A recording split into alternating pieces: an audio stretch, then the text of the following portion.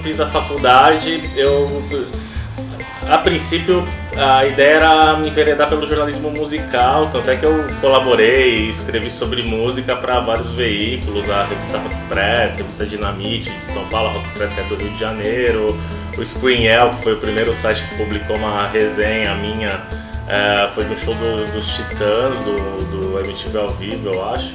E aí cobri mais de 50 shows, tem mais de 100 entrevistas aí com bandas, Baby Hood, Beat, Autoramas, Loncavisa do Rio Grande do Sul, Ultraman, cobri show dos Rolling Stones, Oasis, Aerosmith, enfim, fazia bastante coisa. Só que eu recebia CD em casa, tudo para fazer as resenhas, acompanhava, ia nos bastidores e tal. Mas eu assistia muito mais filme do que necessariamente ouvia os discos, né? E aí uma hora foi uma transição natural, né? Passar a escrever sobre cinema, que na verdade sempre foi a minha paixão desde pequeno. Sempre assisti muito filme, né? Virava a noite assistindo e tal. Quando chegou a TV a cabo em Santos, que tinha o Telecine na época, era um só, mas aí virava a noite assistindo o filme. E aí foi uma transição natural. Aí no meio dos anos 2000 eu comecei a trabalhar com assessoria de imprensa em São Paulo, mas ao mesmo tempo fui assistente do Rubens Ewald Filho, do crítico de cinema, já publicava uns textos meus de cinema em alguns sites. Tanto é que para trabalhar com ele eu comecei a enviar texto meu, eu só queria saber a opinião dele. Aí um dia ele mandou um e-mail dizendo que talvez precisasse de mim. Eu passei meu telefone e aí um dia ele ligou dizendo que estava demitindo o assistente dele na época, que tinha gostado dos meus textos, e aí me chamou para trabalhar com ele. E aí foram 2 anos bem malucos, assim, porque eu fechei com ele, comecei a trabalhar e tinha que revisar muito texto, era muita coisa para editar dele e tal. E aí consegui uma vaga para trabalhar numa agência de comunicação em São Paulo. Nunca parei de escrever sobre cinema. E aí depois de alguns anos eu percebi que estava me afastando muito do que eu queria fazer e tal, né? Tava ganhando legal em São Paulo. E aí decidi parar, tava no limite assim de estresse, desanimado. Aí voltei para Santos. Continuei colaborando com alguns veículos de São Paulo. E aí desde então, aí já vão alguns anos me dedicando mais à cultura, né?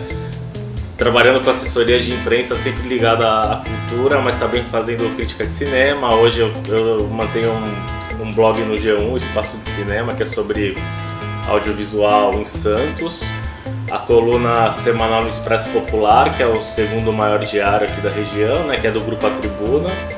E tenho o Cinezen Cultural, colaboro com a Rádio CBN Santos de 2 em 2 semanas, e às vezes a TV Tribuna me chama para comentar lá. E dou muito curso, o Sesc já há mais de 5 anos também sempre me chama para mediar encontros, dar oficinas e tal. Trabalhando com coisas que eu também amo, que é o cinema, a cultura, sem abrir mão do jornalismo, com a parte de assessoria de imprensa. E aí também ao mesmo tempo passei a fazer produção cultural. Quando eu voltei de São Paulo, praticamente não tinha contato nenhum em Santos, assim, né? Então uma forma que eu encontrei, um caminho que foi para empreender, foi passar a produzir, realizar eventos culturais que tivessem a ver com jornalismo. Então eu comecei a fazer vários encontros, debates, que eu fazia mediação.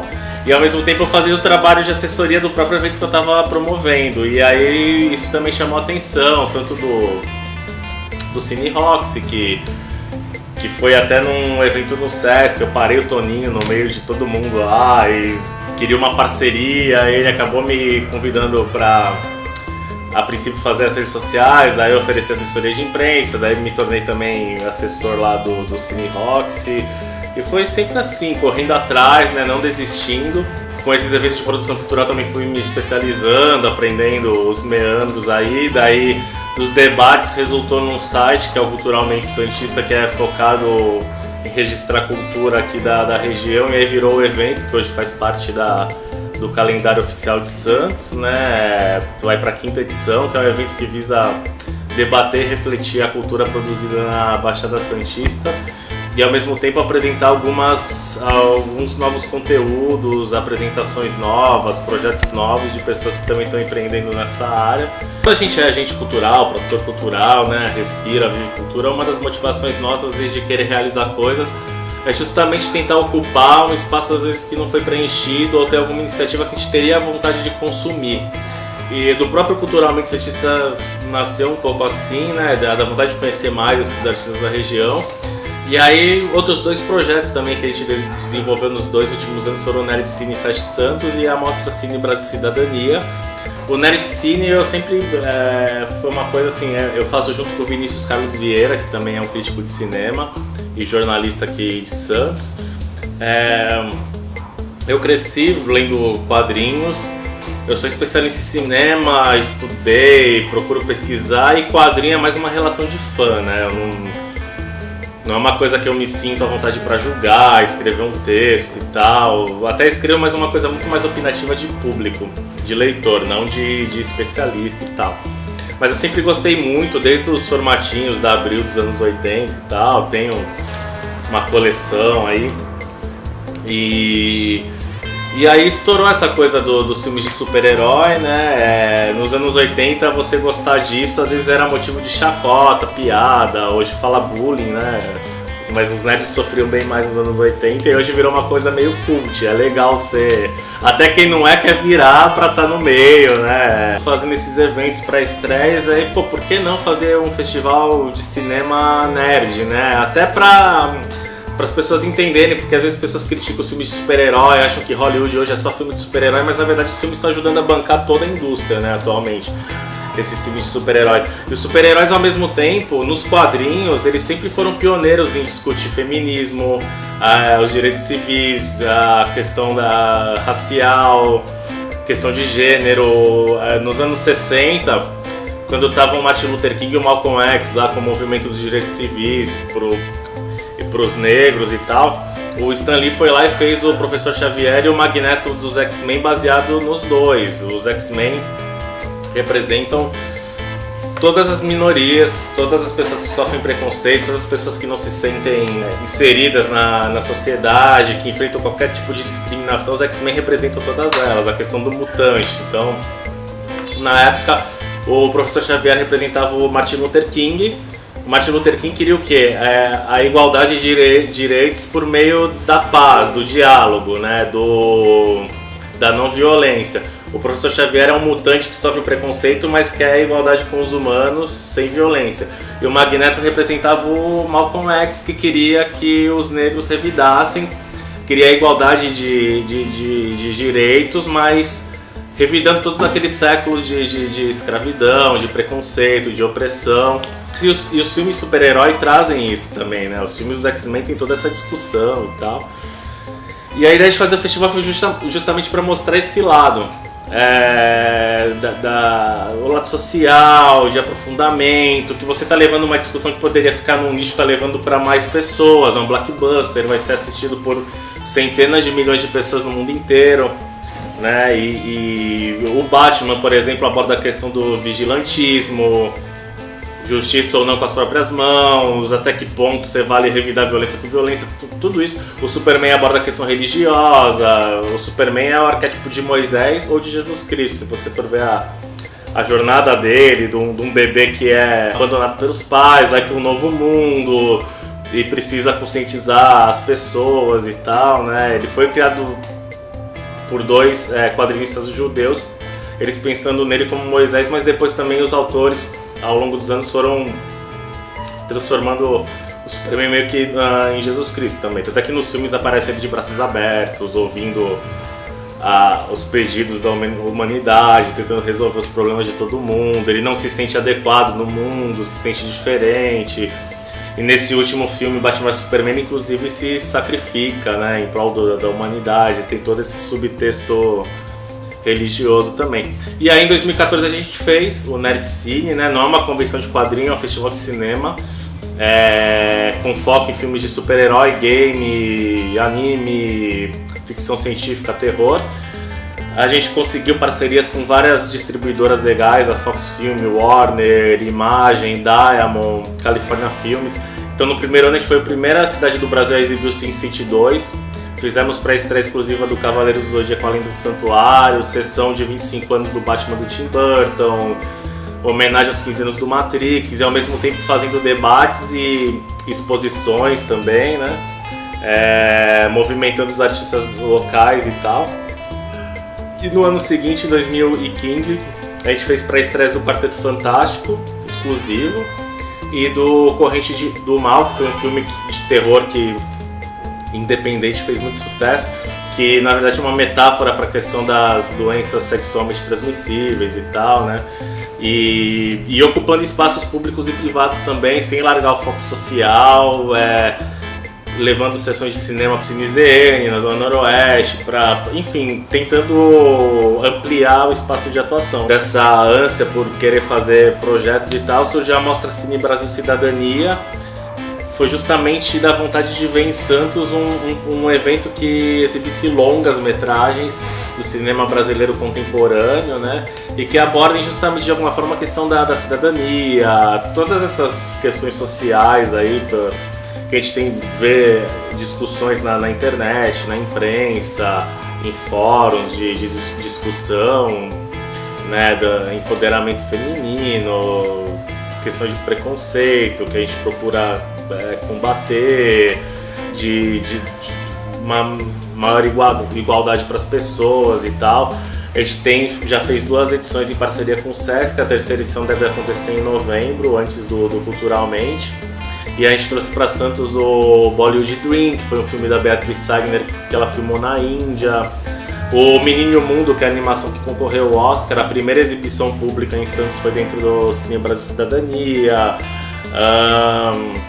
Os Melhores Anos de Nossas Vidas, que é da Andrea Pasquini, e aborda a questão da hanseníase. E a ideia é não só exibir o filme, como sempre ter depois o debate com o diretor desses filmes.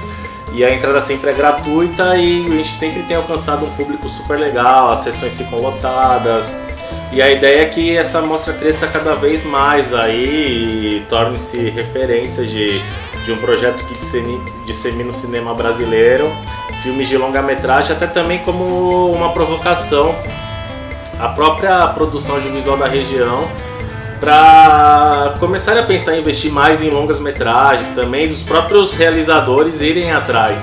O curta-metragem é importantíssimo para o processo de aprendizado, de divulgação do trabalho, de gerar um fomento inicial, mas acho que todo mundo pensa depois de fazer um longa, que é o que consegue espaço maior nos festivais, no circuito, e eu acho que às vezes falta um pouco isso. Aqui até escrevi um texto recentemente pro Espaço de Cinema do G1, falando que é a hora dos longas na região, talvez junto com a literatura e com a música, mas acho que o cinema, como se utiliza um pouco dessas outras artes também, né, seja o meio de expressão artística mais poderoso e que tenha maior poder de transformação, de reflexão. Cinema é amor, é paixão, mas é trabalho também, e eu lido com até por conta da questão de assessoria de imprensa, acabo lidando do Culturalmente Santista, acabo estando muito em contato com as outras áreas culturais também, né, então continuar divulgando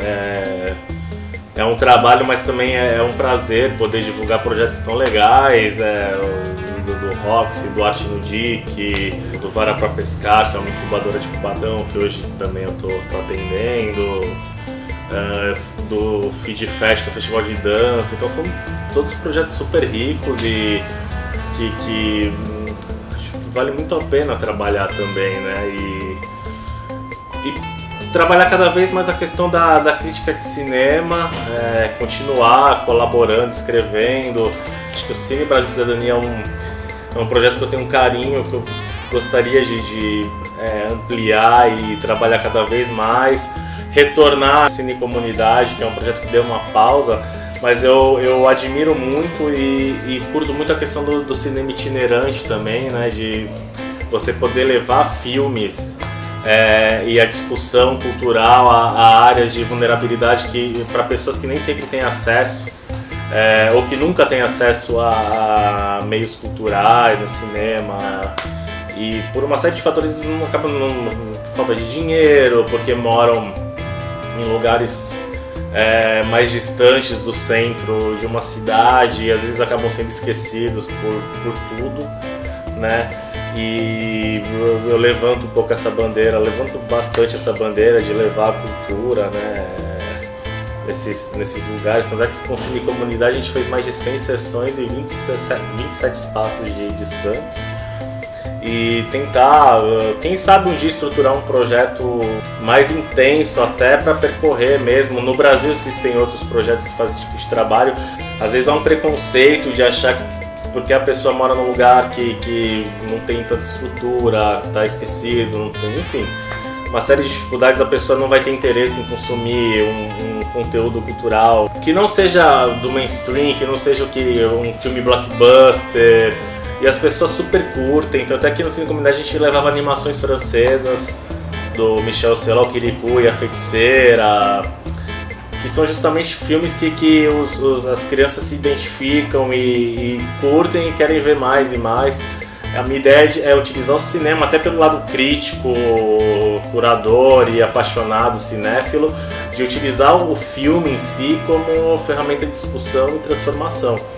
Por isso que a gente já fez também o ciclo de cinema e saúde mental, chamando psiquiatras para debater questões de saúde mental a partir de filmes e tal. Então acho que o cinema é muito rico por conta disso.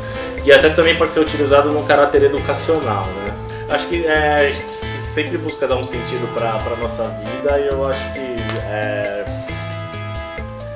a arte e a cultura acabam entrando nesse ponto, assim, né?